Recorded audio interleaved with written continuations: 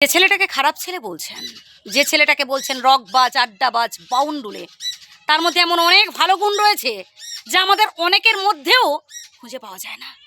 ওই খারাপ ছেলেটা না, যখন বাইরে কোনো দামি রেস্টুরেন্টে ওঠে খাবারের জন্য বন্ধুবান্ধবদের সাথে, তখন সে সর্বপ্রথম তার বাড়িতে ফোন করে জিজ্ঞেস করে যে তার বাবা মা খেয়েছেন কিনা, যেটা আমরা অনেকেই ভুলে যাই।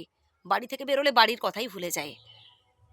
যখন পাড়ায় কোনো রকম গন্ডগোল হয়, যখন ঝগড়াঝাটি হয়, তখন আমরা অনেকেই দূর থেকে দাঁড়িয়ে দাঁড়িয়ে শুনি, উপভোগ করি। হ্যাঁ, যার ঘরে যা হলো আমি কেন বলতে যাব, অথচ আড়ি পেতে শোনার বেলায় আগে। বাট ওই খারাপ ছেলেটা না, সঙ্গে সঙ্গে ছুটে আছে সমস্যার সমাধানের জন্য।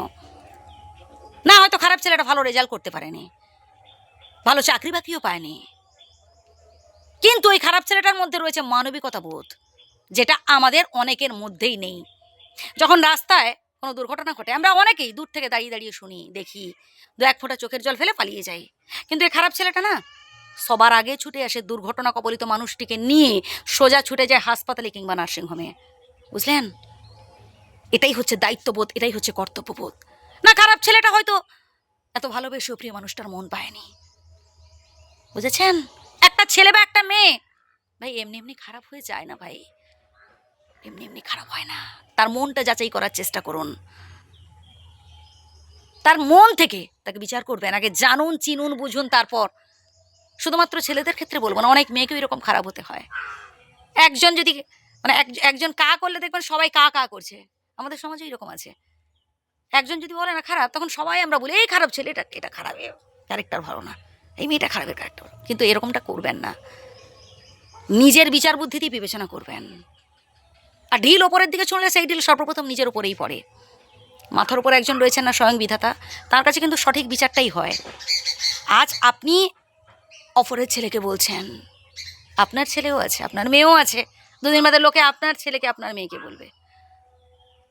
তাই কখনো কাউকে কষ্ট দেবেন না। একটা নির্দিষ্ট বয়সের পর যখন একটা মেয়ের বিয়ে না হয় বা একটা ছেলের বিয়ে না হয়, তখন তাকে সমাজ থেকে না অনেক কুকথা শুনতে হয়, অনেক খারাপ খারাপ কথা শুনতে হয়, যেটা একেবারেই ওদের বলা উচিত নয়, কিন্তু তাকে শুনতে হয়। ভাই, জন্ম মৃত্যু বিবাহ এগুলো আপনি চাইলেই যে হয়ে যাবে তা কিন্তু নয়, বিধাতার লেখা।